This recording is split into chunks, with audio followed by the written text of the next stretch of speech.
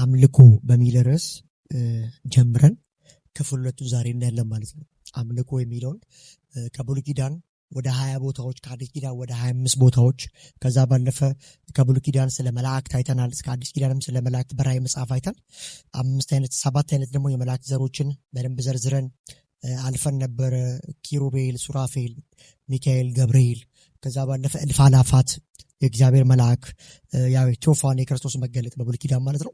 ከዛ ባለፈ ደግሞ ኃይለ ስልጣናት የሚባሉትን በዚህ ኤፌሶን ምዕራፍ 6 ያሉትን በደንብ አይተን ነበረ እና ክፍል 2 ዛሬ ትምህርቱን ዛሬ እናያለን ማለት ስለ ዴመን ስለ ዲያብሎስ በዚህ በኢሳይያስ ምዕራፍ 14 ላይ በሕዝቅኤል ምዕራፍ 28 ላይ ያለውንም አይተን ነበረ። ዛሬ ቀጥታ ስለ ምስጋና ስለ አምልኮ ቀጥታ ከብሉይ ኪዳን እና ከአዲስ ኪዳን የምናይበት ቀን ነው ማለት ነው። ቀጥታ ከብሉይ ኪዳን 4 ነገሮች ቦታዎች ላይ ያሳያቸዋለሁ። የመጀመሪያው ዘጸአት መጽሐፍ ላይ ዘጸአት ምዕራፍ 15 ላይ እንደዚህ የሚል ቃል አለ። ዘጸአት ምዕራፍ 15 ከአንድ ጀምሮ መዝሙር ነው ያለው። እንደዚህ ይላል። ከዚያም ሙሴና እስራኤላውያን ይህን መዝሙር ለእግዚአብሔር ዘመሩ።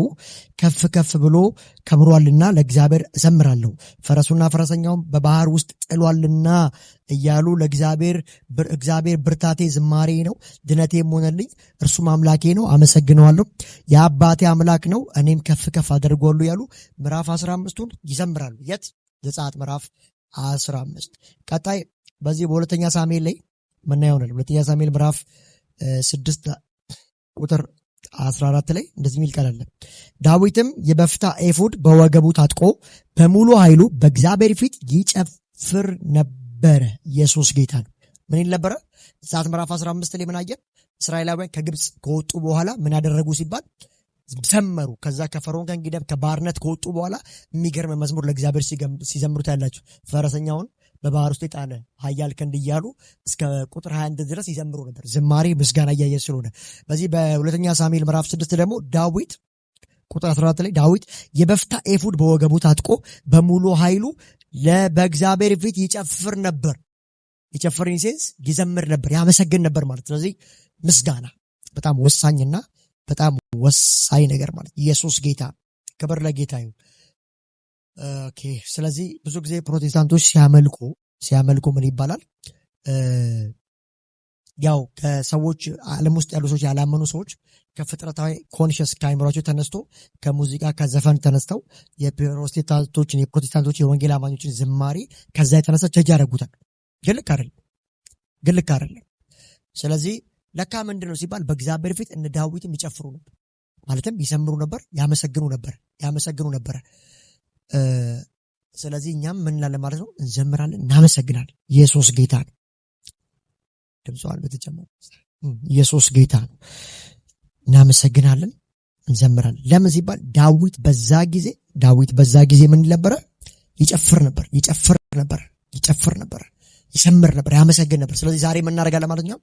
ሁሌ ክርስቲያን ያለው ነገር ያ ነው። ለእግዚአብሔር መስጠት ምንም ነገር የለንም፣ ግን ዝማሬያችን፣ አምልኳችን ኢቭን ኢፍ ስጋችሁን የሚለው ሮሜ ምዕራፍ 12 ቅዱስና ያው መስዋዕት የሆነውን ሰውነታችሁን ለእግዚአብሔር አቅርቡት፣ በዋጋ ተገዝቷችኋል ስለጥኑበት ዘንድ እናንተ አይደለም። ስለዚህ ለእግዚአብሔር የምናቀርበው የሆነ ነገር የለም። በእግዚአብሔር ፊት ማመስገን፣ ስለሱ መናገር፣ ይህ ትልቅ ለእግዚአብሔር የሚገባ ነገር ነው። ዳዊትም ምን አደረገ? በእግዚአብሔር ፊት ይጨፍር ነበር። የት? ብሉይ ኪዳን ውስጥ በሁለተኛ ሳሙኤል ምዕራፍ 6:14 ላይ ዳዊት በሙሉ ልቡ ይጨፍር ነበር ብሎ ይነግራል። እዚሁ ሁለተኛ ሳሙኤል ቁጥር ምዕራፍ 22 ላይ ልክ እንደዚሁ ነው። ምዕራፍ 22 ሙሉ ስለ መዝሙር የሚያወራበት ነው።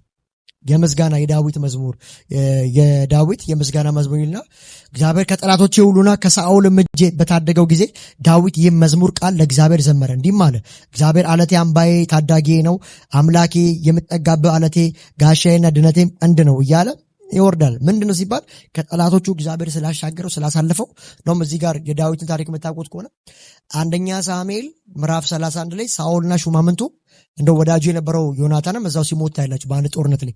ዳዊት ግን ወደ ሁለተኛ ሳሙኤል ሲሸጋገር ታያላችሁ።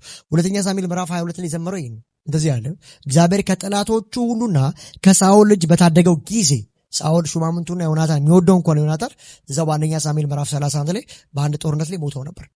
ዳዊት ሲባል ተሻግሯል። ታዲያ ሁለተኛ ሳሙኤል ላይ ሆኖ ምን ዘመረ? ከጠላቶቹ ላተረፈው እግዚአብሔር ምስጋናና መስዋዕትን ይሰጥ ነበር። ኢየሱስ ጌታ ነው። ከዛ አንደኛ ዜና ምዕራፍ 16 ሙሉ ያን የሚናገረው አንደኛ ዜና ምዕራፍ 16 ሙሉ ስለ ምስጋና ያወራል። ሙሉ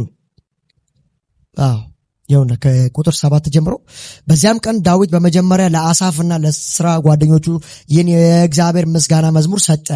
ለእግዚአብሔር ምስጋና አቅርቡ፣ ስሙን ጥሩ፣ ለአሕዛብ ያደረገውን ሁሉ ንገሩ፣ ዘምሩለት፣ ውዳሴም አቅርቡለት፣ ድንቅ ስራውን ሁሉ ንገሩ፣ በቅዱስ ስሙ ተጓደዱ፣ እግዚአብሔር የሚፈልጉ ሁሉ ልባቸው ሐሴት ያድርግ እያለ ሙሉ ይዘምራል። የት? አንደኛ ዜና ምዕራፍ 16 ከቁጥር 7 ጀምሮ ባለው ኢየሱስ ጌታ። ከዛ ባለፈ እዚሁ 42 ላይም እንደዚህ ይናገራል። ሁለተኛ ዜና ምዕራፍ 5 ላይም እንደዚህ ነው ያለ፣ ስለ ዝማሬ ነው ያለ። ሁለተኛ ዜና ምዕራፍ 5 ከቁጥር 12 ጀምሮ እንዲህ የሚል ንባብ እናነባለን። እንደዚህ ይላል። መዘምራን የነበሩ ሌዋውያን ሁሉ አሳፍ፣ ሄማንና ኤዶታም ወንዶች ልጆቻቸውና የሥጋ ዘመዶቻቸው ሁሉ ያማረ ቀጭን በፍታ ለብሰው ከመሠዊያው በስተ ምስራቅ በኩል ቆመው ጽናጽል ይጸነጽሉ፣ በገና ይደረድሩና በመሰንቆ ይመቱ ነበር። ከእነርሱም መለከት የሚነፋ 120 ካህናት ታጅበው ነበር ይላል። ምን የሚሉ? ጽናጽል የሚመቱ አሳፍ፣ ሄማኔ፣ ኤዶታም የሚባሉ እነዚህ ወንዶች የሥጋ ዘመዶቻቸው ሁሉ ምን ይሉ ነበር? መዘምራን ነበሩ። ሌዋውያን የሆኑ መዘምራኖች ለእግዚአብሔር ምስጋናና ዝማሬን ሲያመጡ እናያለን ማለት ነው። እዚህ ሁለተኛው ዜና ሳንወጣ ምዕራፍ 20 ላይ ሁለተኛ ዜና ምዕራፍ 20 ቁጥር 21 እና 22 ላይ እንደዚህ ይላል። ሕዝቡም ጋር ከተመካከረ በኋላ ከሰራዊት ፊት ቀድመው በመሄድ እግዚአብሔርን አመስግኑ፣ ፍቅር ለዘላለም ጸንቶ ይኖራልና እያሉ ለእግዚአብሔር የሚዘምሩና ስለ ቅዱስናውም ሁሉ የሚያወድሱ ሰዎች መደበ። እሺ፣ መዘመርና ማወደስ እንደጀመሩም እግዚአብሔር ይሁዳን በወረሩት በአሞን በሞዓብና በሴይር ተራራዎች ላይ ድብቅ ጦር አመጣባቸው፣ ተሸነፉ። በዚህ ጊዜ ሰዎች ሲያመሰግኑ ከጠላቶቻቸውና ከተዘጋጀባቸው ድብቅ ጦር አመለጡ። ኢየሱስ ጌታ ነው። ምስጋናና ዝማሬ ከጠላት ሐሳብና ከጠላት አጀንዳ ያስመልጣል። ኢየሱስ ጌታ ነው። በሁለተኛ ዜና ምዕራፍ 20 ቁጥር 22 ላይ መዘመርና ማወደስ ጀመሩም ይላል። እግዚአብሔር ይሁዳን በወረሩት በአሞን ይሁዳን ምን ወረሩት? አሞናውያን፣ ሞዓባውያን፣ በሴይር ተራራዎች ሰዎች ሁሉ ድብልቅ ጦር አመጣባቸው፣ ተሸነፉ። ይሁዳዎች እነዚህ ሲዘምሩ እነዛና አሞናውያን ጠላቶቻቸው ሁሉ እግዚአብሔር የድብቅ ጦር አንስቶባቸው እንዲሸነፉ አደረገ። ኢየሱስ ጌታ ነው። ዝማሬ ምን ያክል አቅም እንዳለው ታያላችሁ። በዚህ ሐዋርያት ሥራ ምዕራፍ 16 ላይ ጳውሎስና ሲላስ ፊልጵስዩስ በታሰሩ ጊዜ መንፈቀ ሌሊት ላይ ይላል ይዘምሩና ያዜሙ ይጸልዩ ነበር ይላል። ታዲያስ መልአክ መጥቶ የነበሩበት የእስር ቤት መሰረት ተናወጠ፣ የሁሉም እስራት ተፈታ ይላል። ምን ሲባል? ዘምረው አምልከው። ኢየሱስ ጌታ። አምልኮ እስራትን ይፈታል። አምልኮ ሊሚቴሽን ይሰብራል። አምልኮ ከገደብ ውጭ ነው የሚያደርገው። ኢየሱስ ጌታ። ይህን ከተናገረ በኋላ እዚሁ ሁለተኛ ዜና ምዕራፍ 29 ላይ ቁጥር 30 ላይ እንደዚህ የሚል ቃል አለ። 30 ላይ እንደዚህ ይላል። ንጉሡም ሕዝቅያስና ሹማምንቱ ሌዋውያኑ በዳዊትና በባለራእዩ በአሳፍ ቃል እግዚአብሔር እንዲያመሰግኑ አዘዘ። እርሱም ውዳሴውን በደስታ ዘመሩ፣ ራሳቸውንም አጎንብሰው ሰገዱ። ሲሰግዱና ሲያመሰግኑ እናያለን ማለት 31 ቁጥር 2 ላይ እዚሁ እንደዚህ ይላል። ሕዝቅያስ ካህናቱን ሌዋውያኑን የሚቃጠል መስዋዕትና የህብረት መስዋዕት እንዲያቀርቡ እንዲያገለግሉና እንዲያመሰግኑ እንዲሁም በእግዚአብሔር ማደሪያ ደጆች ውዳሴውን እንዲዘምሩ ካህናትም ሆኑ ሌዋውያን እያንዳንዳቸውን እንደየተግባራቸው በየክፍሉ መደባቸው። ምን እንዲሉ? እግዚአብሔርን እንዲያመሰግኑና በውዳሴ እንዲዘምሩ። ኢየሱስ ጌታ። በዘምር ማገልገል የሚለው እናያለን። ከዛ ባለፈ ሕዝቅያስ ላይ እንያስቲ ሕዝቅኤል ምዕራፍ 3 ቁጥር 10 ጀምሮ እንደዚህ ይላል።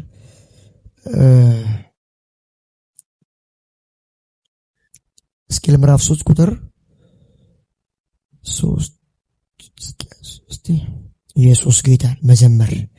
መዘመር እግዚአብሔርን መፈለግ ኢየሱስ ያድናል። ሕዝቅኤል ምዕራፍ 3 ቁጥር 10 ላይ እንደዚህ ይላል። እነርሱም እንዲህ አለኝ፣ የሰው ልጅ ሆይ የምነግርን ቃል ሁሉ በጥንቃቄ አድምጥ፣ በልብም ያዝ። ተነስተህ በምርኮ ወዳሉት ወገኖች ሄደህ ተግባራቸውን ቢሰሙም ባይሰሙም ጌታ እግዚአብሔር እንዲህ ይላል በላቸው። መንፈስም ወደ ላይ ከፍ አድርጎ አነሳኝ፣ ከኋላ የእግዚአብሔር ክብር በማደሪያ ስፍራ ይባረክ የሚል ቃል ህምህምታ ሰማው። ይባረክ የሚል ህምህምታ ሰማው። ይህም የሕያዋን ፍጥሯን ክንፎች እርስ በርስ ሲጋጩና በአጠገባቸው ያሉት መንኮራኩሮች የሚያሰሙት ታላቅ ህምህምታ ነበረ ብሎ እነዚህ ሕያዋን ፍጥሮች ሁሉ የሚያሰሙትን ውዳሴ ይናገር ነበር። ኢየሱስ ጌታ። ሌላ መጨረሻ ነህምያ ላይ ነህምያ ምዕራፍ 12 ከቁጥር 24 ላይ እንደዚህ የሚል ቃል አለ። የሌዋውያኑ መሪዎች ሐሸቢያ፣ ሰራቢያ፣ የቀድሜኤል ልጅ ኢያሱ ነበሩ። እነርሱም ከወንድሞቻቸው ፊት ለፊት ሆነው የእግዚአብሔርን ሰው ዳዊት በሰጠው መመሪያ መሰረት የተቀባበሉ ውዳሴና ምስጋና ያቀርቡ ነበር። እየተቀባበሉ እግዚአብሔርን ያመሰግኑት ነበር፣ እግዚአብሔርን ያወድሱት ነበር ብሎ ይነገረና ቁጥር 31 ላይም እንደዚህ ይላል። እዚሁ ሕዝቅያስ ነህምያ ምዕራፍ 12 ቁጥር 31 ላይ እንደዚህ ይላል። እኔም የይሁዳን መሪዎች በቅጥሩ ግንብን እና አናት ላይ እንዲወጡ አደረግኩ። ደግሞ ምስጋና እንዲያቀርቡ 2 ታላላቅ የመዘምራን ቡድን መደብኩ። አንዱ በቅጥሩ ግንብ አናት በስተቀኝ በኩል ቆሻሻ መጣያ በር በሚወስደው ሄደ እያለ የሚዘምሩ መዘምራና የሚያመሰግኑ ብሎ ቁጭ ያደረጋቸውና እዚሁ ነህምያ ምዕራፍ 12 ቁጥር 40 ላይም እንደዚህ ይላል። ቀጥሎም ምስጋና ያቀርቡት 2 የመምህራን ቡድኖች በእግዚአብሔር ቤት ቦታቸውን ያዙ። እኔም ከግማሾቹ ሹማምንት ጋር ቦታዬን ያዝኩ። ለምንድነው ቦታ የሚይዙ ሲባል እግዚአብሔር ለማመስገን፣ ለመሰዋት፣ ለማወደስና ለመዘመር ቦታ ነህምያ ምዕራፍ 12 ላይ ከቁጥር 31 ላይ ሲይዙ ታያላችሁ።